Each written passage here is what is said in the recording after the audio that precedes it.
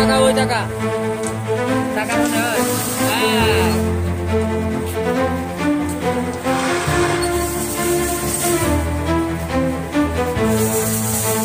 অনেক বড় দুর্ঘটনার হাত থেকে রক্ষা পেল ঢাকাগামী মধুমতি এক্সপ্রেস। কুষ্টিয়া থেকে আমাদের প্রতিনিধি জহুরুল ইসলামের পাঠানো তথ্যচিত্রে ডেস্ক রিপোর্ট। অনেক বড় ধরনের দুর্ঘটনার হাত থেকে রক্ষা পেয়েছে ঢাকাগামী মধুমতি এক্সপ্রেস। স্থানীয় সূত্রে জানা গেছে, রাজশাহী থেকে ছেড়ে আসা ঢাকাগামী মধুমতি এক্সপ্রেস ট্রেনটি ২৬ মার্চ বুধবার সকাল 9:45টায় কুষ্টিয়া কোর্ট স্টেশনে এসে পৌঁছায়। এ সময় ট্রেনের শেষ বগির নিচে চাকায় ধোঁয়া লক্ষ্য করেন স্থানীয়রা।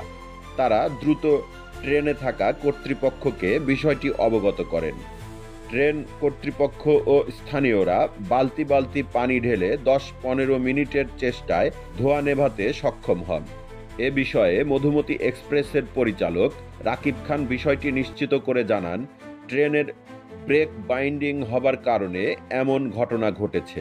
এর আগে পোড়াদহ রেলওয়ে জংশনেও এ ঘটনা ঘটেছে। পথিমধ্যে আবারও এমন ঘটনা ঘটে। ওই ব্রেক বাইন্ডিং হয়েছে ওখানে পোড়াদাতে, আমরা ওইটা অ্যাটেন্ডেন্ট দিয়ে সব গাড়ি চেক করা হয়েছে, কিন্তু পথিমধ্যে এসে আবার যে ব্রেক বাইন্ডিং হয়েছে এটা তো আমরা বুঝতে পারি না। এইটা এই পথিমধ্যে আবার ব্রেক বাইন্ডিং হওয়ার কারণে এই ব্রেকটা লেগে এই জিনিসটা হয়েছে। এটা এখন ওই হ্যাঁ হ্যাঁ হ্যাঁ জি জি জি জি জি জি এখন ওই ফায়ার এক্সটিংগুইশার প্রয়োগ করে এটাকে ঠান্ডা করে এখন আমরা হয়ে গেছে, এখন আমরা যাত্রা শুরু করব। মধুমতি এক্সপ্রেস ট্রেনের অ্যাটেন্ডেন্স আজিম বিষয়টি নিশ্চিত করে জানান, এ ঘটনায় যাত্রীদের কোনো প্রকার ক্ষয়ক্ষতি হয়নি। ব্রেক বাইন্ডিং হবার কারণে ধোঁয়ার সৃষ্টি হয়েছে।